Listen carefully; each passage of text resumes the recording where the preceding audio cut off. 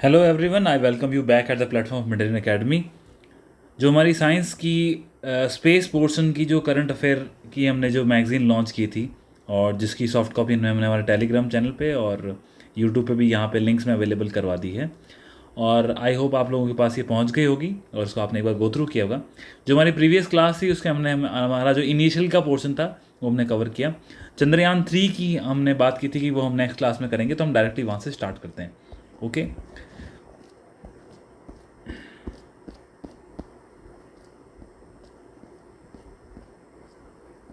Yes, तो ये चीज़ें हमने देख ली थी, व्योम मित्र वगैरह सब कुछ। अब चंद्रयान 3 की बात करते हैं।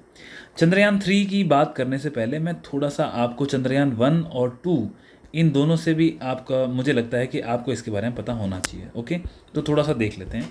ओके, बात करते हैं हम चंद्रयान 1 की पहले। चंद्रयान 1 क्या था? ये जो ऑपरेशन था ना, ये साल 2009 के अंदर 2008 और 9 के अंदर ये मिशन लॉन्च किया गया था। और इसके अंदर क्या किया हमने, एक ऑर्बिटर भेजा था। ऑर्बिटर क्या होता है बेसिकली, अगर आपको पता करना है, जैसे आप जानते हैं ये अर्थ है, एलिप्टिकल शेप है और इस अर्थ के चारों तरफ ये ऑर्बिट्स हैं। मैं ये कहूँ कि मान लीजिए ये मून है और ये मून का ऑर्बिट हो गया। ठीक है, कोई बात नहीं, मून अर्थ के चारों तरफ चक्कर लगाता है, ये अर्थ है और ये मून है। अगर हम चंद्रयान की बात कर रहे हैं, मतलब कि चंद्रमा, तो मैं ये कह रहा हूँ कि हमने क्या किया, चंद्रयान 1 के अंदर एक ऑर्बिटर भेजा। ऑर्बिटर यानी कि हमने अर्थ से भेजा। अर्थ से वो कहाँ गया? वो गया मून के चारों तरफ उसने चक्कर लगाए।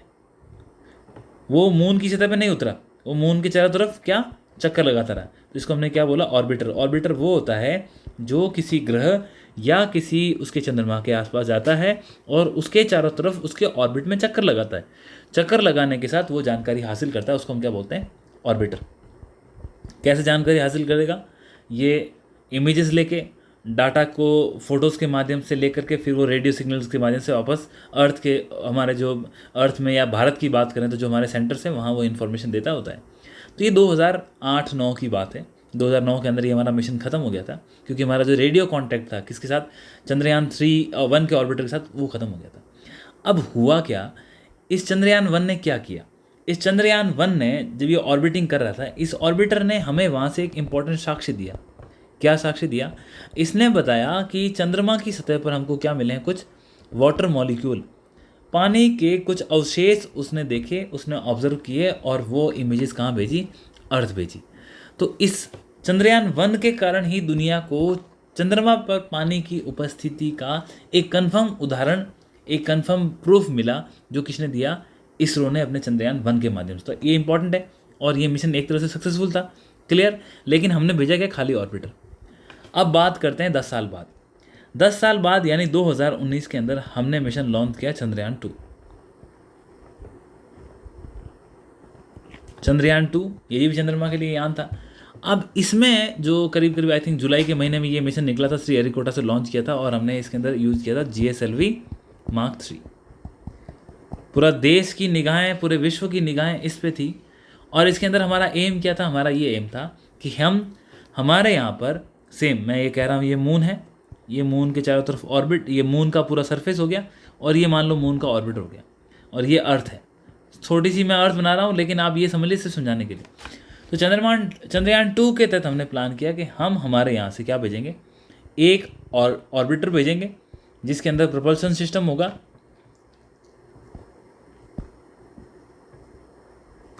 ये जो ऑर्बिटर होगा वो चंद्रमा की सतह तक जाएगा, वहाँ पर चंद्रमा के चारों तरफ घूमेगा और इसके अंदर से, इस ऑर्बिटर के अंदर से एक हिस्सा निकलेगा जिसको हमने नाम क्या दिया? ये होगा लैंडर।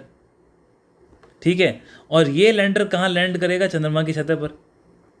और इस लैंडर के अंदर हमने एक और चीज़ रखी और जिसको हमने नाम दिया रोवर। और ये रोवर क्या करेगा? इस लैंडर में से निकलेगा और इस चंद्रमा की सतह पर घूमेगा। अब कितना घूमता है वो अलग चीज़ है, लेकिन घूमेगा। जो लैंडर था उसका नाम हमने रखा विक्रम और जो रोवर नाम था उसका रखा हमने नाम प्रज्ञान। क्लियर है? अब विक्रम किसके नाम पे रखा? ये सवाल ना पूछे तो ज़्यादा बेटर है। साइंटिस्ट के नाम भी आते हैं एग्जाम में, पिछली बार 4 या 5 साइंटिस्ट के बारे में पूछा था 10 मार्कर में, तो ये चीज़ें भी आपको करके जानी है। क्लियर है? तो चंद्रयान 2 के अंदर हमने ऑर्बिटर भेजा, हमने लैंडर भेजा, हमने रोवर भेजा। अब ऑर्बिटर सक्सेसफुली प्लेस हुआ और वो चंद्रमा की चारों तरफ चक्कर लगा रहा है। लेकिन जो लैंडर था, हमारा एम था कि चंद्रयान 2 के तहत हम चांद की सतह पर सॉफ्ट लैंडिंग कराएंगे, यानी कि जो हमारा विक्रम लैंडर है उसको सक्सेसफुली उतारेंगे और फिर वो रोवर घूमेगा। लेकिन लास्ट मोमेंट पे कुछ अनफोर्सी सिचुएशन की वजह से जो विक्रम लैंडर की जो लैंडिंग थी वो सॉफ्ट नहीं हुई और वो हार्ड लैंडिंग हुई। और इस हार्ड लैंडिंग का मतलब क्या है? वो क्रैश लैंड हुआ। क्रैश लैंड हुआ तो वो सक्सेसफुल नहीं हुआ, और जिससे जब आपका लैंडर ही लैंड नहीं हुआ तो रोवर के तो उतरने की संभावना ही खत्म हो गई। तो अब आप इस मिशन को क्या कहोगे, सक्सेसफुल या फेलियर? इसको आप कभी भी फेलियर नहीं कह सकते, ये पार्शियल सक्सेस थी। कैसे? आपका ऑर्बिटर तो आज भी घूम रहा है और आज भी वो हमें इमेजेस दे रहा है, तो ये तो हो गए क्लियर। हाँ, हमारा जो एम था सॉफ्ट लैंडिंग का वो हमको हासिल नहीं हुआ, परंतु इस चंद्रयान 2 के जो फेलियर्स थे, वो जो हमारी सॉफ्ट लैंडिंग नहीं हुई उसमें जो भी इश्यूज़ आए, उन इश्यूज़ ने हमें हमारे भविष्य के जो आगे के मिशन है उसके लिए रास्ता खोल दिया। तो ये ध्यान रखना है, ऐसे डायरेक्टली नहीं लिखना कि नहीं सर ये हमारा मिशन फेल हो गया। अब इसके बाद बात करते हैं साल 2023 की। चंद्रयान 2 फेल हो गया, इसरो को सेटबैक लगा, लेकिन फिर से इसरो उठा और इसरो ने चंद्रयान 3 की प्लानिंग की और हमने चंद्रयान 3 लॉन्च किया। चंद्रयान 3 में हमने क्या किया, हमने सेम जो ऑर्बिटर, लैंडर और रोवर तीनों भेजे।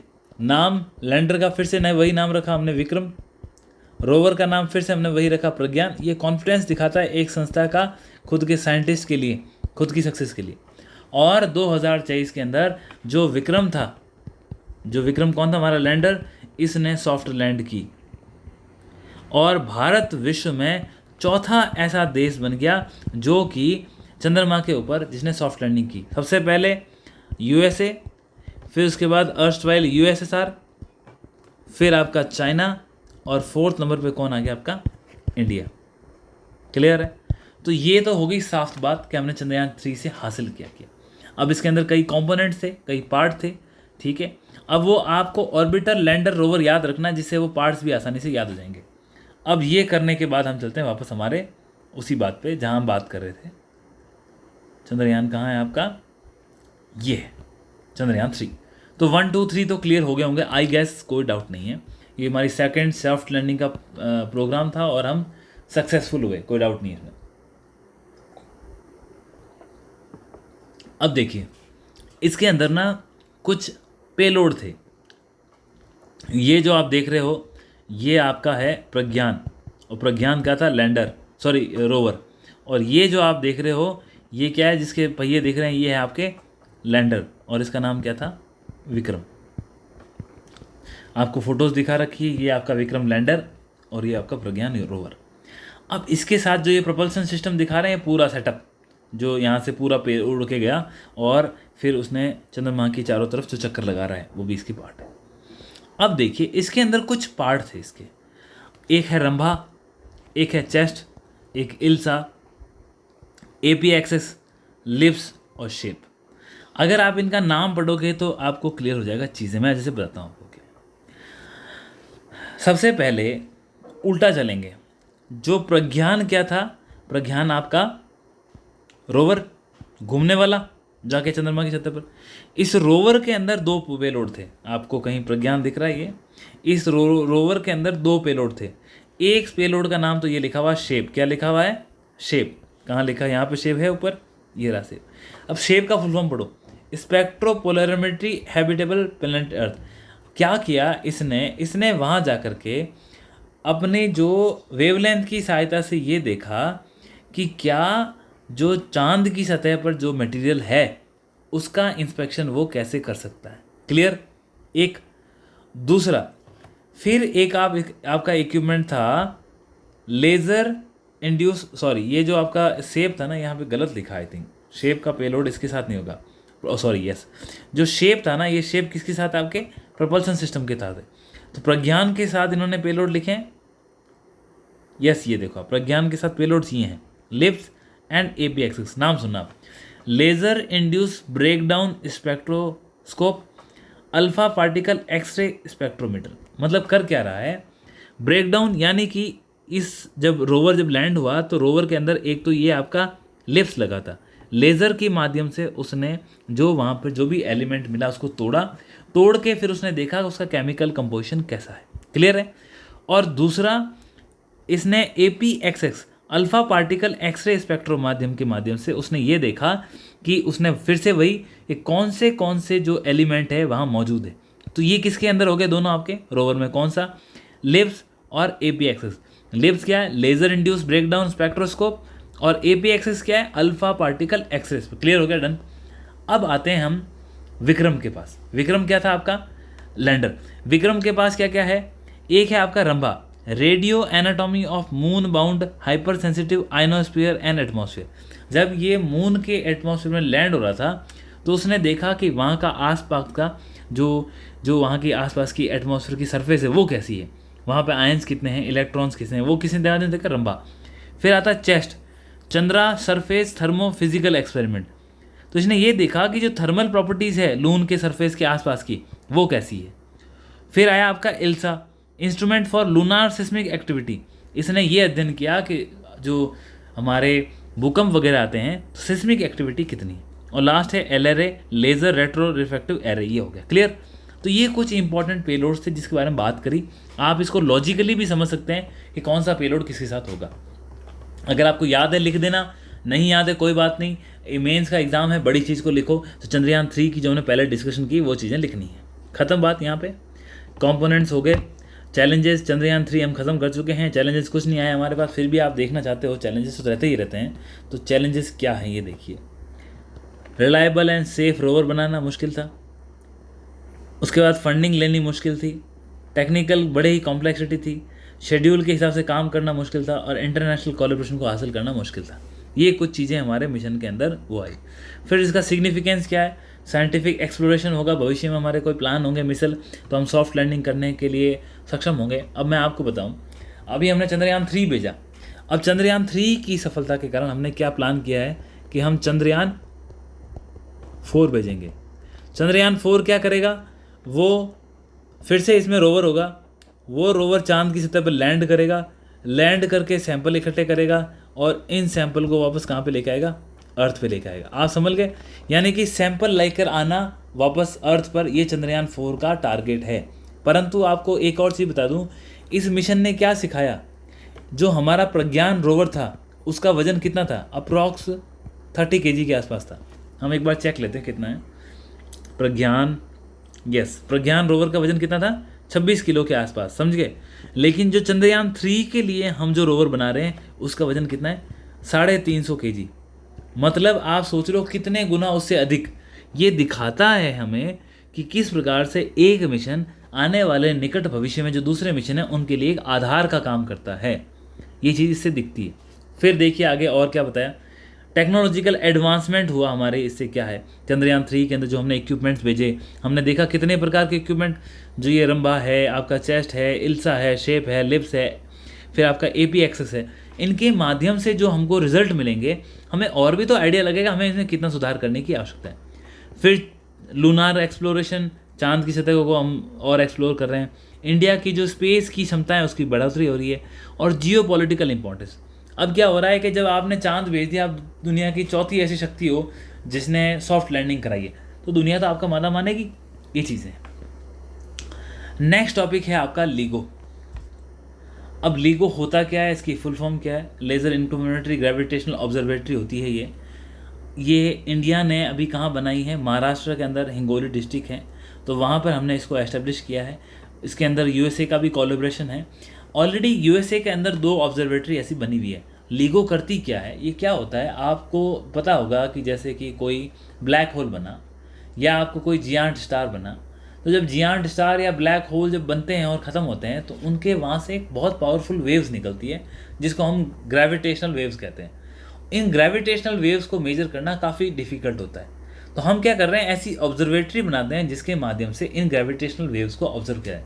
लेकिन ये जो ग्रेविटेशनल वेव्स होती है, आप सोचो ब्लैक होल हमसे कितना दूर बना है, लेकिन इनमें इतनी पावर होती है कि इतनी दूर से होने के बाद भी ये किसी भी विश्व के किसी कोने में इनको आप मेजर या नोटिस कर सकते हो। तो ये इन्होंने एक शेप दिखाई है, ये हमेशा इसी शेप में बनती है, जिसके अंदर क्या होता है कि यहाँ पर जैसे ही ग्रेविटेशनल वेव्स यहाँ से निकली, कहाँ से, ब्लैक होल से, तो ये जैसे ही ग्रेविटेशनल वेव्स निकली ये यहाँ पहुँचती है, यहाँ पहुँचती है, और यहाँ से ग्रेविटेशनल वेव ट्रैवल करती है और ये जाकर के टकरा के वापस आती है। तो इस प्रकार से आपको ये पता लगता है कि क्या वास्तव में ग्रेविटेशनल वेव्स थी, नोटिस किया, या कोई और वेव थी। तो ये लीगो के माध्यम से मालूम चल रहा है। अब इसके माध्यम से अंतरिक्ष के नए राज खुलेंगे, इसीलिए अमेरिका के अंदर 2 बनी हुई है, परंतु क्या है कि थोड़ा सा अगर डिस्टेंस पे हो तो एक्यूरेसी ज़्यादा होती है। यूरोप के अंदर भी है, इटली के अंदर भी है, तो भारत ने हिंगोली के अंदर इसका निर्माण किया और इससे हमारी जो रिसर्च एंड डेवलपमेंट है वो स्ट्रांग होगी। अब ऑब्जेक्टिव क्या है इसके, लीगो के ऑब्जेक्टिव क्या है, इससे क्या होगा, एक तो ये जो हमको रिजल्ट्स मिलेंगे उससे हमको यूनिवर्स की समझ बढ़ेगी, ठीक है। उससे क्या होगा, जो हमारी साइंटिफिक जनरेशन है, इंजीनियर्स हैं, उनको और आगे काम करने के लिए मौका मिलेगा, ठीक है। इसके बाद ये भी देखने को मिला कि जो ग्रेविटेशनल वेव्स होती है वो इंडिया के अंदर एक रीडिंग देगी, उसके बाद अमेरिका में देगी, उससे हमें जो हमारा एक जो एरर का पॉइंट होता है वो मिनिमाइज हो जाएगा, ठीक है। और साइंटिफिक एक्सप्लोरेशन वगैरह, दुनिया से फंडिंग आना, फिर हमारे जो मिल्की वे गैलेक्सी है उसकी जानकारी मिलना, तो ये सारी की सारी चीज़ें हमें जो विश्व के अंदर डार्क मैटर है, ब्लैक होल की थ्योरीज है, उन सारी चीज़ों पे प्रकाश डालने में हेल्प करेगा। तो लीगो जो हमारी ऑब्जर्वेटरी है हिंगोली महाराष्ट्र में, इसको आपको ध्यान में रखना है, ठीक है। ये वही चीज़ें हैं जो हमने रिपीट कर ली। अब synthetic aperture radar, Nisar, NASA ISRO synthetic aperture radar, clear है। ये नासा का और इसरो का एक जॉइंट कोलैबोरेशन है, जिसके तहत हम क्या कर रहे हैं कि हमने एक सैटेलाइट डेवलप किया है। ये सैटेलाइट की आप इमेज देख सकते हो और इसी सैटेलाइट के साथ में आपको एक बड़ा सा एंटेना दिखाई देगा, दिख रहा है, क्लियर। इसको जो हमने भेजा है ना, ये हम लो अर्थ ऑर्बिट में भेज रहे हैं और इसका करीब करीब 2800 किलोग्राम वजन है। वजन नहीं याद रहेगा चलेगा, लेकिन ये याद रखना कि ये जो इसके अंदर इंस्ट्रूमेंट जा रहे हैं वो 2 बैंड पे काम करेंगे, एल बैंड और एक एस बैंड। अब जो एल बैंड है उसका निर्माण किसने किया, नासा ने। एस बैंड का निर्माण किसने किया, इसरो ने। और ये जो मिशन हम लॉन्च कर रहे हैं, इस मिशन की सबसे इम्पॉर्टेंट चीज़ यही है कि जो क्लाइमेट चेंज की समस्या हैं उनके ऊपर एक्चुअल डाटा हम लेने का प्रयास कर रहे हैं कि विश्व के अंदर चाहे कुछ भी इश्यू हो। फॉर एग्जाम्पल क्या करेगा, ये अर्थ के ऑब्जर्वेशन करेगा। व्हाट यू मीन अर्थ का ऑब्जर्वेशन करेगा? अर्थ के ऑब्जर्वेशन में क्या करेगा, ये देखो आप, सरफेस का टेम्परेचर, ज़मीन किस प्रकार से बदल रही है, बर्फ़ की संख्या घट रही है, बढ़ रही है, इकोसिस्टम पे क्या प्रभाव पड़ रहा है, ये सारी चीज़ें, इन्वायरमेंटल चैलेंजेस क्या आ रहे हैं, ये सारी चीज़ें ये रीड करेगा। फिर आपका डिजास्टर मैनेजमेंट, कहीं भी यार मान लो कोई सुनामी आ गई या भूकंप आ गया, कहीं कोई वॉल्केनो ब्लास्ट हो गया या कोई नेचुरल डिजास्टर हो गया, तो वहाँ पे हम इसकी हेल्प लेकर के हमें डाटा मिलेगा, जिससे जो रिस्क होती है उस रिस्क को हम दूर कर सकते हैं। एग्रीकल्चर के क्षेत्र में हमें जो एग्रीकल्चर को लेकर के जो सॉइल की हेल्थ कैसी है, मॉइस्चर कैसा है, क्रॉप की हेल्थ कैसी है, लैंड यूज़ कैसे पैटर्न चेंज हो रहा है, लोग किस प्रकार से इस्तेमाल कर रहे हैं, लैंड का इस्तेमाल कैसे हो रहा है, क्या एग्रीकल्चर के लिए हो रहा है, नहीं हो रहा है, तो ये सारा का सारा सेक्टर में इससे पता चलेगा। क्लाइमेट चेंज मैंने ऑलरेडी बोल दिया कि तापमान कैसे बढ़ रहा है, कहाँ सी लेवल राइज हो रहा है, कहाँ कम हो रहा है, अंडरग्राउंड क्या एक्टिविटीज़ हो रही है, ग्लेशियर कैसे मेल्ट हो रहे हैं, ये सारी की सारी चीज़ें हमें इसी मिशन से मालूम चलेगी। किससे?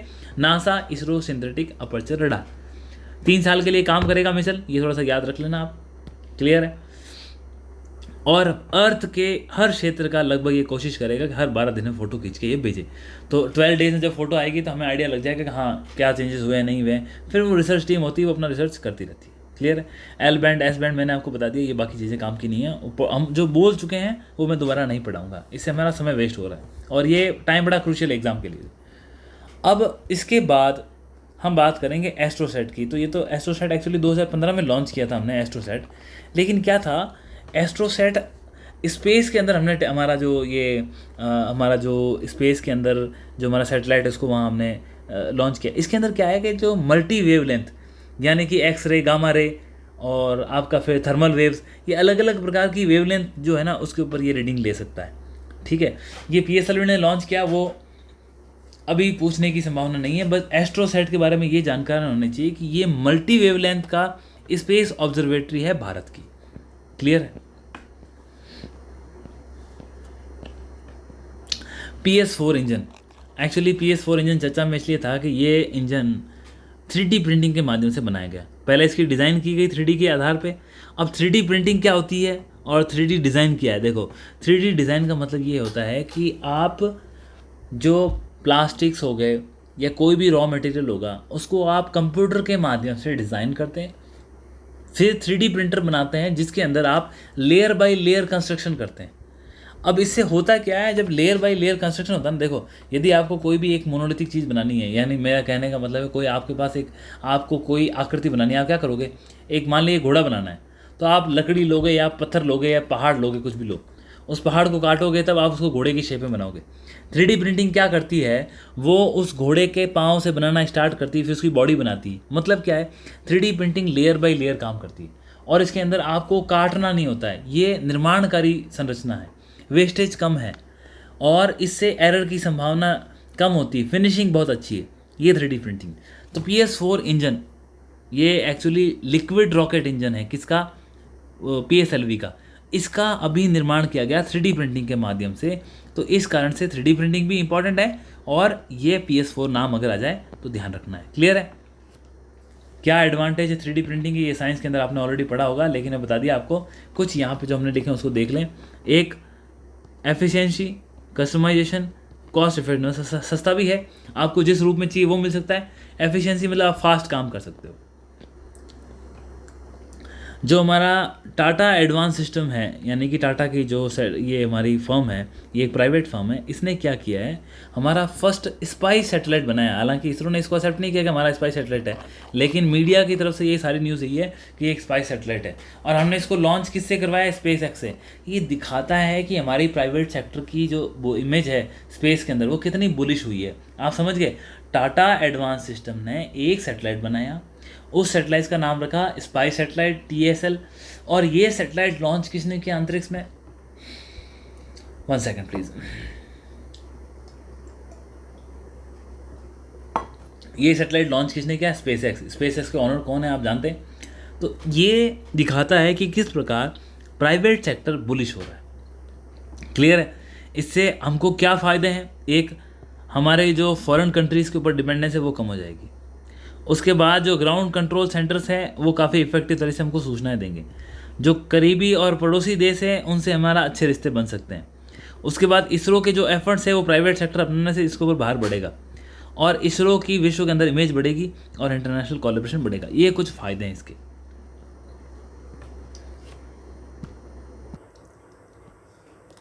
इसी के साथ GSLV F14 या इनसैट 3D, इनके बारे में बात कर लेते हैं। देखो, GSLV क्या है? जियो स्टेशनरी सैटेलाइट लॉन्च व्हीकल। जैसे हमारा PSLV है, उसको हम इसरो का पावर हाउस या हॉर्स पावर कहते हैं। उसके बाद GSLV है, कई बार इसको नोटी बॉय के रूप में भी जाना जाता है। जो GSLV हमारा, ये भी सैटेलाइट लॉन्च व्हीकल है और ये मोर पावरफुल दैन PSLV। ठीक है? PSLV क्या है कि ये कम दूरी में आपको 100% एक्यूरेसी के साथ रिजल्ट देता है, और GSLV क्या है, ये आपके जो दूर के टास्क होते हैं ना, वो आसानी से करने के लिए सक्सेसफुल है। मतलब कि जो आपके इंटरप्लैनेटरी मिशन होंगे, आपको मार्स जाना है, आपको अर्थ के एटमॉस्फेयर से बाहर निकलना है, तो आपको GSLV काम आता है। क्लियर है? अब जैसे हमने पढ़ा low earth orbit, medium earth orbit, high earth orbit. जो HEO हाई अर्थ ऑर्बिट में जाना होगा या आपको मीडियम अर्थ ऑर्बिट में जाना होगा, तो हम GSLV का इस्तेमाल करते हैं। अब सुनिए मेरी बात, आखिर GSLV 14 क्या है, F14 क्या है? देखो, GSLV इंजन जो होता है उसमें 3 कंपोनेंट्स होते हैं और PSLV जो इंजन होता है उसमें 4 कंपोनेंट होते हैं। PSLV, GSLV, इसका डिफरेंस थोड़ा सा आप देख लेना, बाद में भी आएगा, फिर भी एक बार देख लो। GSLV में क्या होता है, 3 कंपोनेंट्स होते हैं। तो सबसे नीचे जो आपका इंजन में सबसे सॉलिड फ्यूल होता है, उसके ऊपर कौन सा होता है आपका? लिक्विड फ्यूल होता है, और उसके ऊपर जो इंजन होता है उसको बोलते हैं क्रायोजेनिक। क्या बोलते हैं? क्रायोजेनिक। अब सॉलिड तो नॉर्मल सॉलिड फ्यूल है, लिक्विड जो फ्यूल है उसको हम बोलते हैं विकास इंजन। और जो क्रायोजेनिक इंजन है, इसकी सबसे बड़ी खासियत यही होती है कि इसके अंदर आपके लिक्विड तो हाइड्रोजन भरी जाती है और इसी के साथ लिक्विड इसके अंदर ऑक्सीजन भरी जाती है। ठीक है? तो लिक्विड कौन सी? हाइड्रोजन, और लिक्विड ऑक्सीजन। तो ये क्रायोजेनिक जो इंजन होती है, क्रायोजेनिक मतलब कि GSLV इंजन के 3rd स्टेज को हम क्रायोजेनिक कहते हैं, इसकी खास बात क्या है, इसके अंदर जो फ्यूल बनाता है वो लिक्विड फॉर्म में होता है। लिक्विड फॉर्म तो सेकंड स्टेज भी होती है, लेकिन सेकंड स्टेज को हम विकास इंजन कहते हैं, और थर्ड स्टेज के अंदर आप लिक्विड फॉर्म में हाइड्रोजन रखते हो और लिक्विड फॉर्म में आप ऑक्सीजन रखते हो। तो ये एक आपको बेटर रिजल्ट देता है, बेटर एक्यूरेसी देता है। ठीक है, तो ये जीएसएलवी इंजन के बारे में हो गया। अब इनसैट सीरीज़ क्या है, ये हमारे मेट्रोलॉजिकल सैटेलाइट जिनको इनसैट कहते हैं। तो 3DS हमने रिसेंटली लॉन्च किया था, अब ये मिनिस्ट्री ऑफ अर्थ साइंस के द्वारा छोड़े गए हैं। तो ये मेट्रोलॉजिकल सैटेलाइट का काम क्या होता है, ऑब्जर्वेशन करना, अर्थ के ऑब्जर्वेशन करना, डाटा कलेक्ट करना, तो वो सारी चीज़ें कॉमन है, बस आपको इस सैटेलाइट के बारे में पता होना चाहिए। GSLV F14 गलती से पूछ ले तो आपको पता होना चाहिए। अब इंडिया का फर्स्ट 3D प्रिंटेड रॉकेट, कौन सा 3D प्रिंटेड रॉकेट, तो ये एक प्राइवेट कंपनी है जिसका नाम है अग्निकुल कॉस्मोस, और उसने अपने नाम पे उसका नाम क्या रखना है, उसने जो ये रॉकेट ही बनाया उसका नाम भी अग्निकुल रखा है। यहाँ पे ये मेंशन है, दिख रहा है आपको प्रोटोटाइप। तो ये जो बनाया है ये 3D प्रिंटेड है, यानी कि मैंने आपको थोड़ी देर पहले हम बात कर रहे थे कि 3D प्रिंटिंग की एबिलिटी का इस्तेमाल करते हुए इसको बनाया गया है, कंप्लीटली 3D प्रिंटेड है।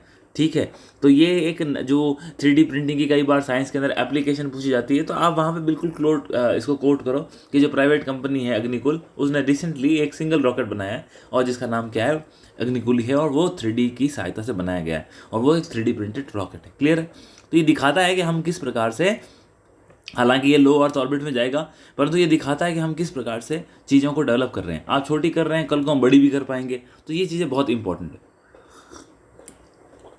आगे बढ़े फिर यहाँ पे हम, ठीक है, ज़्यादा इसमें पढ़ने की ज़रूरत नहीं है, बस जो सिंपल बेसिक, क्योंकि 2 मार्कर में सवाल आ जाए अग्निकुल क्या है या 3D प्रिंटेड रॉकेट के बारे में बताइए, तो आप चीज़ें कर लें। पुष्पक बड़ा इंपॉर्टेंट है, लेटेस्ट डेवलपमेंट है। जैसे हमने बताया, एक पहले हमारा सैटेलाइट लॉन्च व्हीकल थे हमारा, फिर पोलार सैटेलाइट लॉन्च व्हीकल था, फिर हमारा जियो सिंक्रोनस लॉन्च व्हीकल था। अब क्या हम बात कर रहे हैं, हम बात कर रहे हैं रीयूजेबल लॉन्च व्हीकल RLV, और एक है स्मॉल सैटेलाइट लॉन्च व्हीकल की। ठीक है, तो स्मॉल सैटेलाइट लॉन्च व्हीकल तो क्या है, छोटे छोटे जो सैटेलाइट्स होते हैं ना, उसको अगर यूज़ करना है तो आप बड़े सैटेलाइट का ना इस्तेमाल करें, छोटा सैटेलाइट भेजें और काम हो जाए। और रीयूजेबल लॉन्च व्हीकल क्या है, इसके अंदर रीयूजेबल लॉन्च व्हीकल में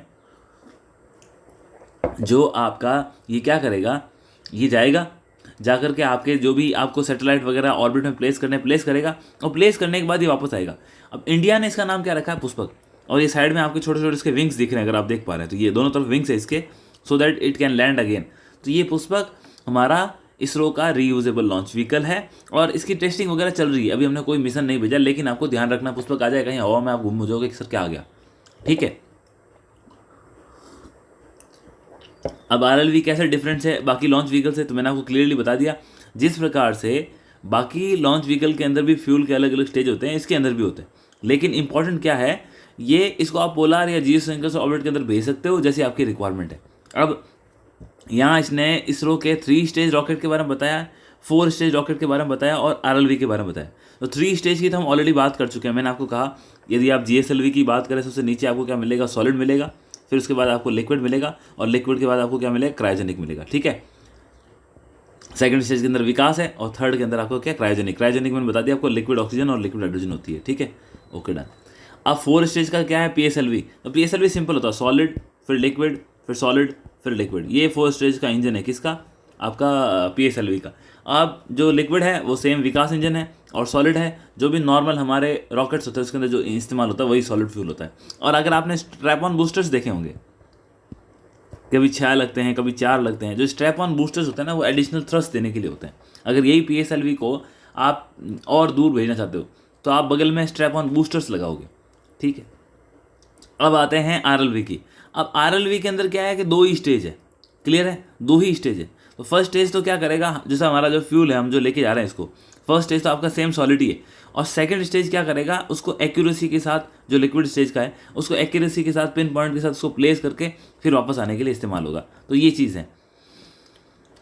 यहाँ पे लिखा RLV लैक्स मिशन के बारे में, तो देखो अभी तो क्या टेस्टिंग चल रही है, ठीक है, और ये टेस्टिंग के बाद लैक्स का फुल फॉर्म क्या है, लैक्स अगर देखना चाहो कहीं लिखा, मेंशन नहीं किया। तो लैक्स एक तरह से आपके ये टेस्टिंग जो हो रही है इसकी, लैक्स 1 लैक्स 2 लैक्स 3, उसको नाम दिया गया है। अब ये टेस्टिंग जब सक्सेसफुल हो जाएगी तो फाइनली इसके नाम से मिशन चलेंगे। ओके, बस आप RLV के बारे में ध्यान रखें, पुष्पक के बारे में ध्यान रखें। एक इंपॉर्टेंट जो गठबंधन दुनिया में चल ही रहा है वो आर्टेमिस अकॉर्ड है। रिसेंटली देखा हमारे प्राइम मिनिस्टर नरेंद्र मोदी जी कहाँ गए थे, वो गए थे अपने यूनाइटेड स्टेट्स की विजिट पे। तो वहाँ पर जाकर के वहाँ उन्होंने जो ये आर्टेमिस अकॉर्ड है इसके अंदर नासा और इसरो दोनों ने एक साथ कोलैबोरेशन किया था। ऐसा नहीं कि भारत एकमात्र देश है, आई थिंक 27 कंट्रीज है आर्टेमिस अकॉर्ड के अंदर, और भारत ने रिसेंटली ज्वाइन हुआ है। अब आर्टेमिस अकॉर्ड क्या करना चाहता है, ये जो इस जैसे हमने बोला था ना कि सेकंड जनरेशन के बाद चल रही है स्पेस एज, तो अब क्या हो रहा है कि स्पेस को लेकर के काफ़ी क्रूशियल होगी कंट्रीज़। ये ग्रुपिंग चाहती है कि हम आउटर स्पेस में जाए, आउटर स्पेस में जाकर के वहाँ पे काम करें। तो आर्टेमिस अकॉर्ड के माध्यम से ये जो राष्ट्र हैं वो आउटर स्पेस का शांतिपूर्ण तरीके से आने वाले भविष्य के लिए सस्टेनेबल तरीके से कैसे इस्तेमाल हो सकता है, उसके लिए ये रिसर्च कर रहे हैं। अब इसके अंदर बहुत सारी इंपॉर्टेंट कंट्रीज है, सभी को याद करने की ज़रूरत नहीं है, लेकिन इंपॉर्टेंट ये है कि हम फाउंडिंग मेंबर नहीं थे, लेकिन आज हम आर्टेमिस अकॉर्ड का पोर्शन है। एक आउटर स्पेस ट्रीटी थी 1961 की, जो कि स्पेस के अंदर किसी प्रकार के न्यूक्लियर एक्सपांशन को, युद्ध को, और ये बताती है कि जो स्पेस है वो लिमिटलेस है, किसी एक कंट्री की उसमें जिद्दोजहद में नहीं है। तो ये outer space treaty of 1967 important, इसको आगे देख लेंगे। तो ये आउटर स्पेस ट्रीटी के जो कंटूर्स है उसको ध्यान में रखते हुए ये मल्टीलैटरल पैक्ट है। अगर आपसे पूछ ले भाई आर्टेमिस अकॉर्ड क्या है, तो आपने ये कहना है कि it is a multilateral pact, जिसके अंदर बहुत सारे राष्ट्रों ने मिल करके ये अकॉर्ड बनाया है, जिसके तहत वो आउटर स्पेस ट्रीटी 1961 का ध्यान रखते हुए स्पेस को एक्सप्लोर करेंगे, किसके लिए, ह्यूमैनिटी के लिए, और ये उसका पीसफुल यूज़ को इनकरेज करेंगे। India became the 26th country, तो मतलब टोटल 27 कंट्री, और 27वीं कंट्री कौन सी है, भारत। अब इसमें 3 पार्ट हैं, आर्टेमिस 1, आर्टेमिस 2, आर्टेमिस 3। मेरा रिक्वेस्ट है अगर क्वेश्चन में एग्जाम में क्वेश्चन आता है तो आप इसको 1, 2, 3 को लिख, बड़ा सिंपल है। कैसे, आर्टेमिस 1 में क्या भेज रहे हैं, इसके अंदर जो हम ये नासा और बाकी एजेंसीज मिलके इन्होंने एक स्पेस क्राफ्ट भेजा था जिसका नाम था ओरियन। अगर आपने नोटिस किया, इसके अंदर कोई इंसान नहीं गया। हुआ क्या कि 1960s और 70s के अंदर चंद्रमा पर यूएसएसआर ने और यूएसए ने इंसान भेजे थे। जैसे हम जानते हैं जो नील आर्मस्ट्रॉन्ग है और गैगरीन है, तो ये सब गए थे, उस वक्त गए थे 1970s में। तो बड़ा अरसा हो गया। अब उसके बाद से ना मैंड मिशन नहीं गए। अब भारत अपनी तैयारी करा गगनयान के माध्यम से। तो ये जो ओरियन स्पेसक्राफ्ट भेजा गया था, जो आई थिंक पिछले साल 2022 में गया है, 2022-23 में गया, तो ये जो ओरियन स्पेसक्राफ्ट भेजा गया आर्टेमिस 1 के तहत, इसमें क्या है, कोई व्यक्ति नहीं भेजा गया। और ये कहाँ गया, मून के लिए। आर्टेमिस 2 में क्या करेंगे ये लोग, इसके अंदर इंसान जाएगा, लेकिन वो इंसान क्या करेगा, मून पे लैंड नहीं करेगा, बल्कि मून के चारों तरफ चक्कर लगाएगा और चक्कर लगा करके वापस अर्थ पे आ जाएगा। क्लियर, ये आर्टेमिस 2 हो गया। ये कब करेंगे, शायद 2025 से 26 तक।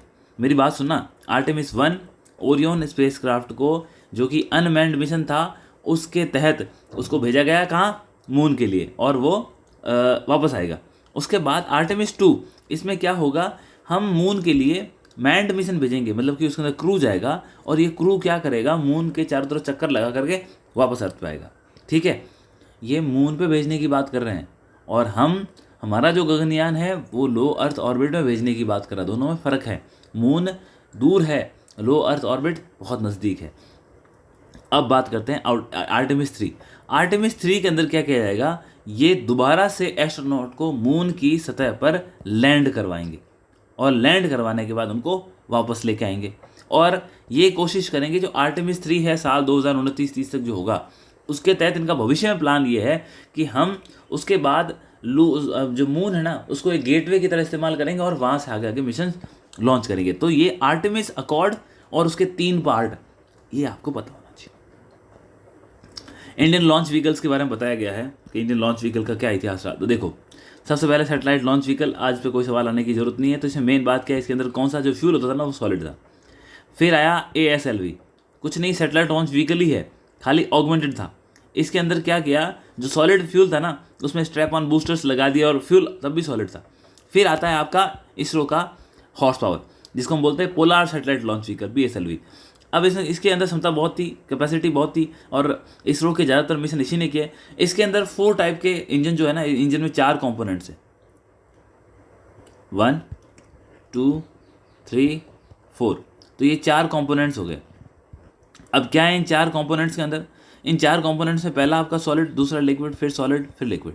क्लियर है। लिक्विड क्या है, मैनूवरिंग के लिए इस्तेमाल होता है, मतलब उसको थोड़ा सा आसानी से अंदर ऑर्बिट के ऊपर नीचे कर सकते हो, जब उसको जो आपका सैटेलाइट है उसको अगर ऑर्बिट के अंदर प्लेस वगैरह करना होता है। तो आपको ध्यान रखना है कि PSLV में जो इंजन है वो 4 लेयर है, सबसे नीचे सॉलिड है, फिर लिक्विड है, फिर सॉलिड है, फिर लिक्विड है। और जो ये लिक्विड इंजन इसमें है इसका नाम क्या है, विकास इंजन है। और विकास इंजन अगर अलग से पूछ ले तो आपको बताना है कि ये एक लिक्विड इंजन है। अब आओ, इसके बाद हमने डेवलप किया GSLV Mark 1 और 2, और फिर आया GSLV Mark 3, जिसको हम आज क्या नाम बोलते हैं, LVMB बोलते हैं। ठीक है, अब मेरी बात सुनना आप, GSLV ही है। और GSLV की खास बात क्या है, आपने पहले GSLV जो बनाया उसके अंदर GSLV में पहले से ही क्रायोजेनिक इंजन है, ये याद रखना। 3 स्टेज, फर्स्ट, सॉलिड और थर्ड। फर्स्ट में क्या आपका सॉलिड है, सेकंड के अंदर क्या है, लिक्विड है, और थर्ड के अंदर क्या है, क्रायोजेनिक। क्रायोजेनिक के अंदर कौन सा फ्यूल है आपको पता है। अब ये जो हमने GSLV बनाया Mark 1 Mark 2, इसकी क्षमता थोड़ी सी कम थी। अब जो हमने एडिशनल Mark 3 बनाया, उस Mark 3 की कैपेसिटी बहुत ज़्यादा है, और जो इसके स्ट्रैप ऑन बूस्टर्स लगाए ना, ये देखो आप, दिख रहे हैं, ये बड़े बड़े जो बूस्टर्स दिख रहे हैं, ये इसको और कहीं दूर भेजना होता है तब हम इस्तेमाल करते हैं।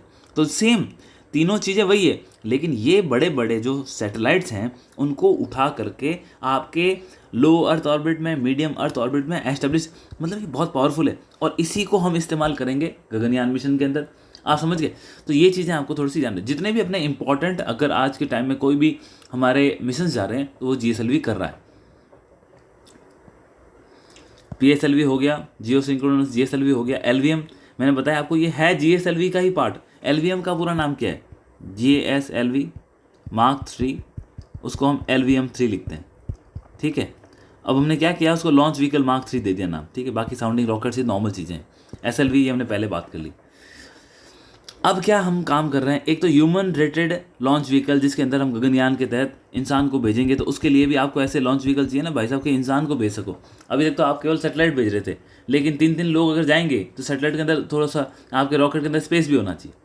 फिर है SSLV, small satellite launch vehicle. जो छोटे छोटे सैटेलाइट होते हैं उसके लिए इतनी सारी एनर्जी क्यों वेस्ट करनी, उसके लिए स्मॉल सैटेलाइट लॉन्च व्हीकल, उसकी बात करेंगे। और रीयूजेबल लॉन्च व्हीकल, जो हमने पुष्पक की बात करी। स्क्रैमजेट और रैमजेट जो इंजन्स होते हैं ना, ये उसके ऊपर भी अभी काम चल रहा है। तो स्क्रैमजेट और रैमजेट में मिसाइल टेक्नोलॉजी का पोर्शन है, जो अभी हम इसमें भी लाने का प्रयास कर रहे हैं। लेकिन क्या इंटरनेशनल ट्रीटीज़ है जिसके अंदर इंडिया बंधा हुआ है, इस कारण से दिखा है। अच्छा ठीक है, दोबारा SLV की बात करी, ASLV की बात करी, फिर PSLV की बात करी। तो PSLV देखो, चंद्रयान 1, फिर मार्स ऑर्बिटर मिशन, ये जो इंपॉर्टेंट जो लॉन्चेस थे वो किसने करी, PSLV ने करी। डेवलप कब किया गया था, 1990s के अंदर, 1994 के अंदर, और बहुत इसको इसरो का पावर हाउस भी कहते हैं। क्लियर है, डन। फिर आएगा GSLV। ज़्यादा समय नहीं देना है, क्योंकि ये चीज़ हम पिछले पेज पे पढ़ के आए यहाँ पे। अगर हमने यहाँ पढ़ लिया तो वापस यहाँ एनर्जी क्यों देनी है, बस आप उसको एक बार गो थ्रू करो, सवाल तो वही आएगा ना, GSLV क्या है, या फिर उसका फ्यूल टाइप कौन सा है, क्रायोजेनिक क्या है, विकास इंजन क्या है। तो वहाँ पे जो चीज़ लिख के आनी वही है कि भाई अगर आपसे पूछ ले विकास इंजन क्या है, तो पहले लाइन आपकी होना चाहिए, it is liquid type of engine and it is generally used in both PSLV and GSLV। PSLV के अंदर इसको सेकंड और फोर्थ स्टेज के अंदर इस्तेमाल किया जाता है, जबकि GSLV के अंदर विकास इंजन को सेकंड स्टेज के अंदर इस्तेमाल किया जाता है। और उसके अंदर फ्यूल क्या है, तो लिक्विड ऑक्सीजन है। क्लियर है। बर्निंग एजेंट क्या है, ऑक्सीजन। ऑक्सीजन को जब जलाओगे तभी तो कुछ पावर मिलेगी। अगर मैं बोल रहा हूँ सॉलिड इंजन, तो सॉलिड के अंदर है क्या, उसमें ऑक्सीजन है, लेकिन किस फॉर्म में, सॉलिड में। अगर मैं लिक्विड की बात कर रहा हूँ, उसमें ऑक्सीजन है, लेकिन किस फॉर्म में, लिक्विड। अगर हम क्रायोजेनिक की बात कर रहे हैं तो उसमें है कौन सी, ऑक्सीजन तो है लिक्विड, लेकिन साथ में लिक्विड हाइड्रोजन भी है। चीज़ों को सिंपल रखो, सिंपल रखोगे तो क्लैरिटी रहेगी। आप हमारे वहाँ पे 15 वर्ड्स मिलते हैं, आपको 30 वर्ड्स मिलते हैं, या 50 वर्ड मिलते हैं, 100 वर्ड मिलते हैं। आपको उसमें अच्छी अच्छी चीज़ें लिख के आनी है, घास नहीं काट के आनी है। इंपॉर्टेंट चीज़ें लिखो। आपका जो भी हमारे टीचर होंगे, प्रोफेसर होंगे, इवेलुएट करेंगे, मार्क्स दे देंगे, बस सिंपल जॉब।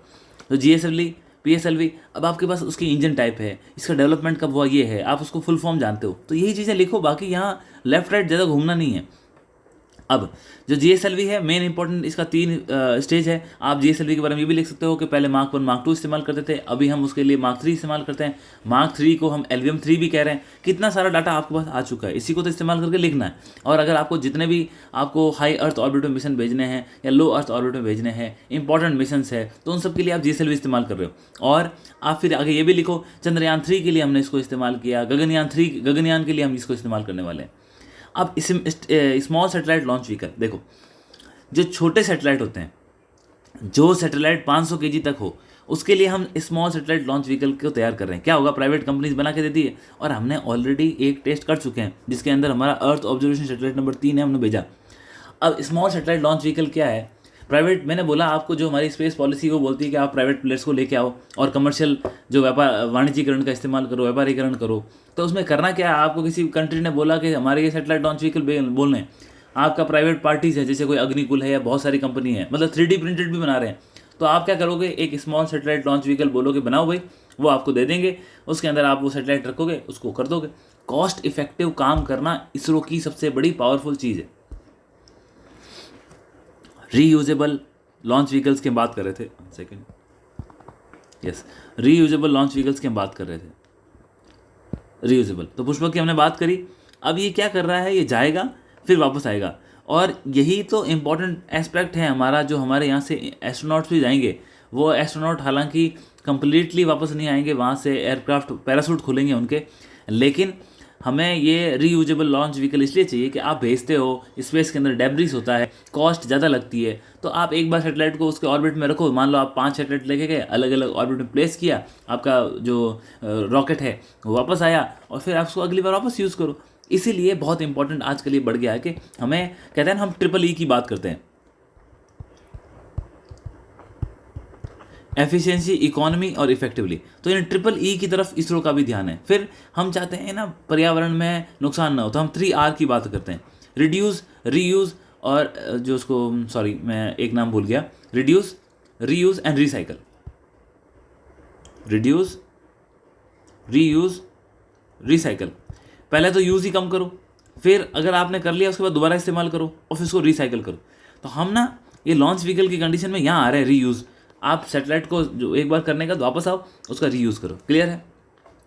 अब विक्रम एस नाम एक याद रखना। अब हुआ क्या है, ये सिंगल स्टेज का वो आपका लॉन्च व्हीकल है। इंपॉर्टेंट क्या है कि ये जो स्पेस क्राफ्ट बनाया है, ये हैदराबाद की स्काई रूट कंपनी, कौन सी, स्काई रूट। तो स्काई रूट कंपनी ने, एक प्राइवेट कंपनी है, उसने एक लॉन्च व्हीकल बनाया है। हालांकि ये जो लॉन्च व्हीकल है वो सिंगल स्टेज का है, और ये क्या कर सकता है, आपके 400-500 किलो का जो लो अर्थ ऑर्बिट के अंदर कुछ भी अगर आपको ले जाके एस्टेब्लिश करना है तो वो कर देगा।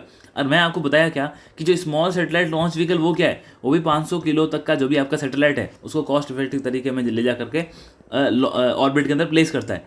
तो जो विक्रम एस है, ये इंडिया की स्काई रूट प्राइवेट कंपनी है, उसने इसको बनाया है। तो ये दिखाता है कि प्राइवेट सेक्टर किस प्रकार से आगे बढ़ता है। और जो ये मिशन था ना, जिसके तहत इस विक्रम एस को बनाया गया इस कंपनी के द्वारा, उसको नाम दिया गया था मिशन प्रारंभ। इतने सब कुछ बता दिया और लास्ट में बोले कि सर वहाँ तो मिशन प्रारंभ लिख के आ गया, तो क्या करें।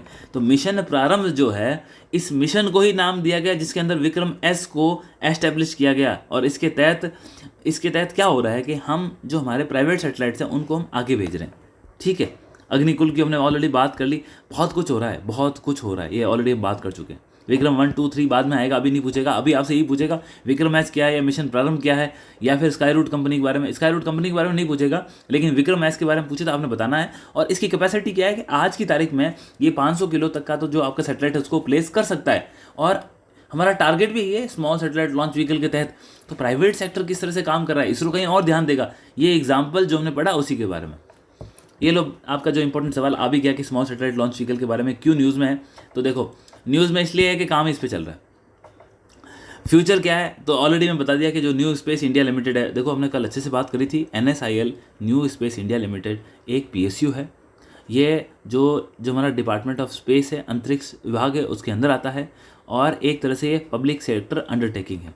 और इसका काम क्या है, ये डोमेस्टिक इंडस्ट्री को उसको बूस्टअप करना चाहती है, ताकि इसरो के ऊपर जो लोड है वो कम हो जाए। पार्ट इसरो का ही है, लेकिन इसका मेन मुद्दा क्या है, डोमेस्टिक इंडस्ट्री को, प्राइवेट प्लेयर्स को बूस्टअप करो। तो ये इसी प्रकार से प्राइवेट प्लेयर्स को आगे ला करके पार्टनरशिप कर रहा है। ठीक है, ये इसका काम है। ऐसे कैसे, अंतरिक्ष है, अंतरिक्ष का काम मैंने आपको कल बता दिया था। अब बात करते हैं PSLV की। अच्छा, एक इंपॉर्टेंट अपडेट मैं आपको बीच में बता दूं, सॉरी। ये जो मैगज़ीन थी, कल मैंने आपको बोला था कि ये जो मैगज़ीन है वो अपना इंग्लिश में ही अवेलेबल है नाउ। इसको जो आपका इसका ट्रांसलेशन भी कंप्लीट हो चुका है और हिंदी भी जो इसकी बना करके लॉन्च कर दी गई है। तो काफ़ी लोगों की डिमांड थी, और जो हमारे कोर स्टूडेंट्स हैं उनका ये कहना है कि सर प्लीज़ आप इसको लेके आओ। तो फिर लेके आना पड़ा।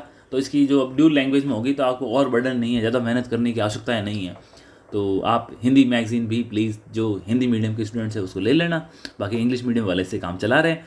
और फिर भी मेरा एक कहता हूँ, मैं तो कोई भी एक क्लास पढ़ाऊँगा तो हिंदी से या इंग्लिश से, बातें तो अपन हिंदी में कर रहे हैं, अपन आप उसमें मस्त रहो। चीज़ें नहीं समझ में आ रही है कमेंट करो, किस लिए हमने ये जो चैट बॉक्स बना रखे हैं, आप उसमें कमेंट करो। आपको कोई चीज़ अच्छी नहीं लग रही तब भी डालो।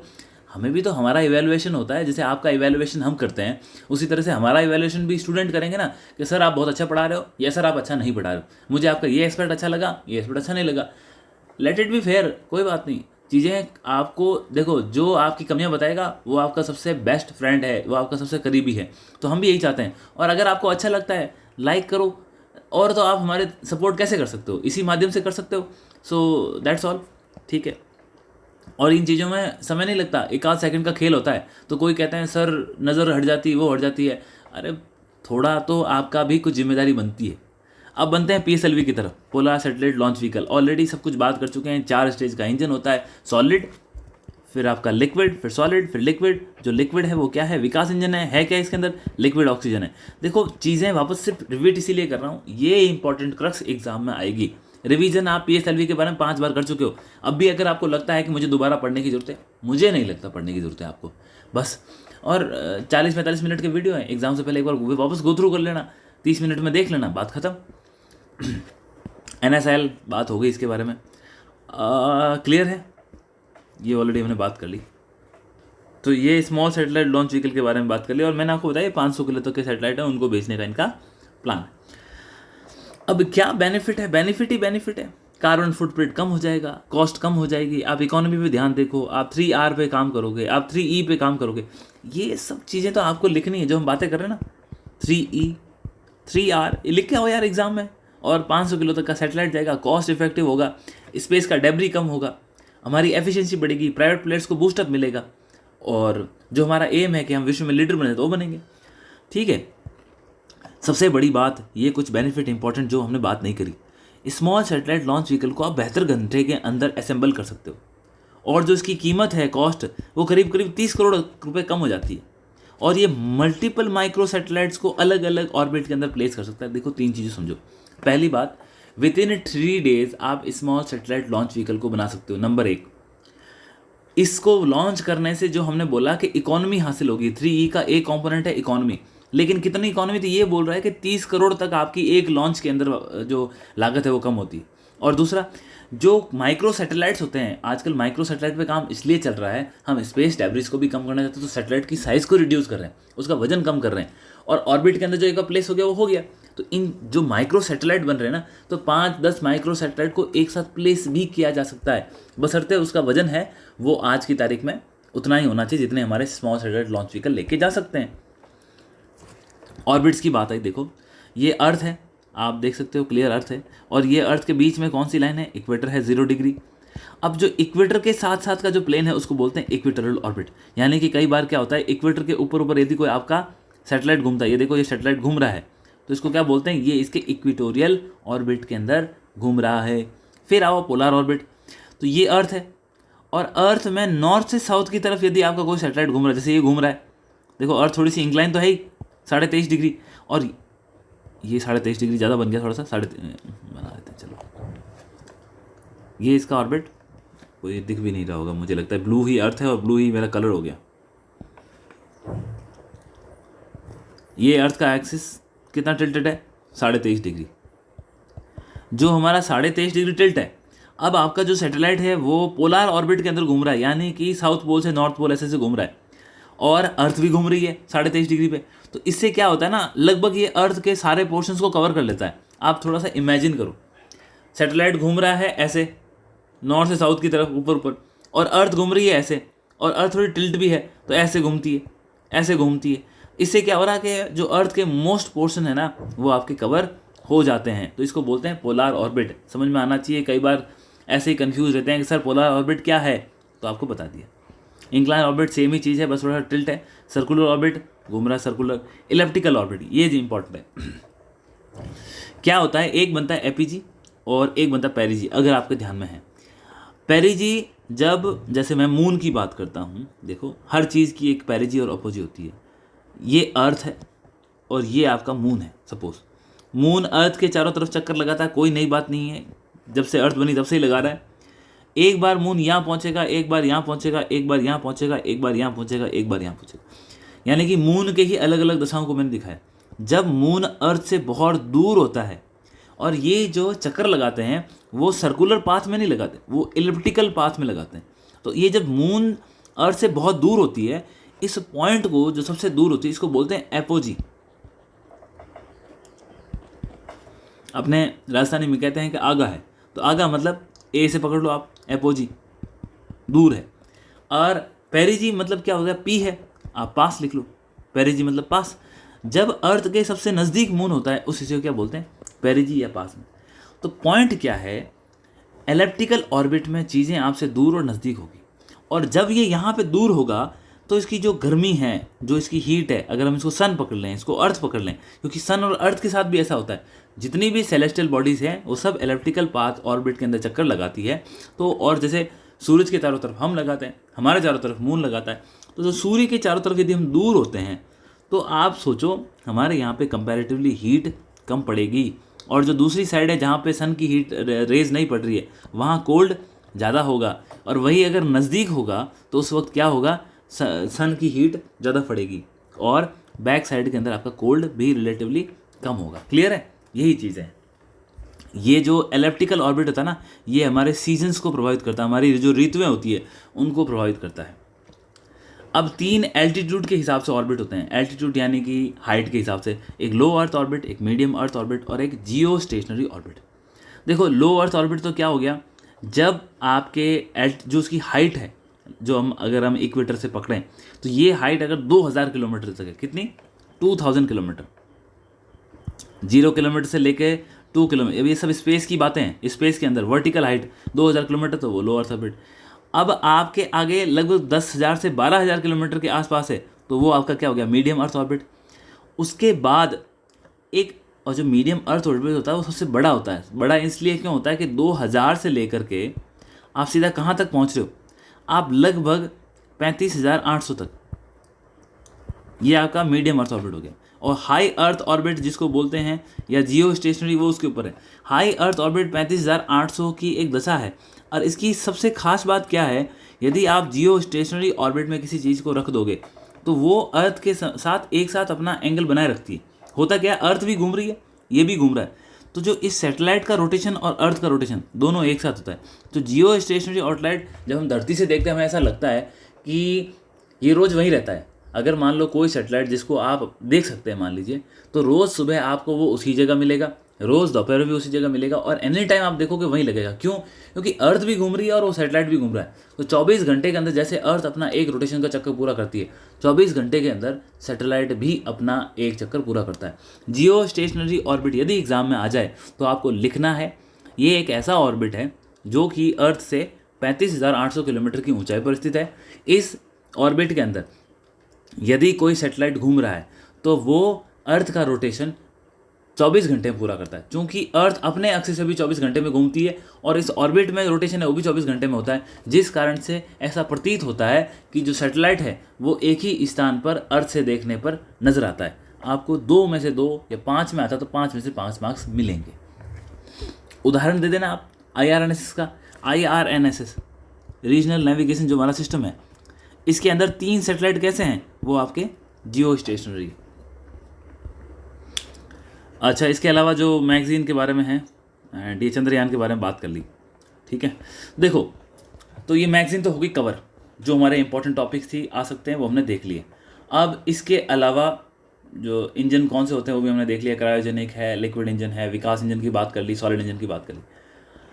तो स्टिल अगर कोई चीज़ें नई आई और हमारे भी नज़र में आई कि हाँ ये चीज़ें थी जो और हम ले सकते थे और ये शायद आपको एग्ज़ाम में हेल्प करेगी, तो डोंट वरी, जो अपनी करंट अफेयर वाली सीरीज़ चल रही है उसके अंदर एक आध क्लास और आ जाएगी जिसके अंदर मिक्स लेके आ जाएंगे। But still as promise 2 classes के अंदर आपकी मैगज़ीन ख़त्म है। एन्जॉय द शो और प्रिपरेशन को शानदार तरीके से बूस्टअप करो। समय की चिंता ना करें, आपके मस्तिष्क पे प्रेशर नहीं होना चाहिए। ये जो एग्ज़ाम है वो आपके एक्चुअली आपका माइंड का ही टेस्ट है कि आपका माइंड कितना स्ट्रॉन्ग है। आपको कुछ चीज़ें नहीं आती, डजेंट वरी, वहाँ आपको लिखना है। हो सकता है कोई जिसको आती वो भी ना लिख पाए, तो आप अपनी तैयारी करते रहो इसमें से जो सवाल आएंगे उनको अच्छे से अटेंड करो, जो हम बातें कर रहे हैं वो ज़्यादा इंपॉर्टेंट बातें निकल के आ रही है, अगर आपको समझ में आ रहा होगा। इस मैगजीन को ऐसे 2 घंटे में पढ़ना बहुत मुश्किल लग रहा है, लेकिन जब हम वीडियोस के माध्यम से डिस्कस कर रहे हैं तो मुझे लगता है 2 घंटे में ये 10 घंटे का हमने काम कर दिया, या फिर 12 घंटे का काम कर दिया। तो इफेक्टिवली शायद आपको 2 दिन लगते, वो 2 दिन हमने 2 घंटे में कवर कर ली। So this is the how you can prepare better with, कहते हैं ना वो सिविल सर्विस के एग्ज़ाम में आपको थोड़ा सा टेक्नोक्रेट होकर के स्मार्ट तरीके से पढ़ना चाहिए। तो यही स्मार्ट तरीका है कि जो हम 12 घंटे 14 घंटे में करते हैं वो हमने 2 घंटे में कर दी। Thank you so much, we will meet again. और जो अपने साथी हैं उनके साथ शेयर करो, ताकि एग्ज़ाम में डरने की ज़रूरत नहीं है। कंपटीशन तो यहाँ पे ऐसा है, जो मेहनत करेगा वो जीतेगा, इसमें कोई दो राय नहीं है। Thank you so much, we will meet again.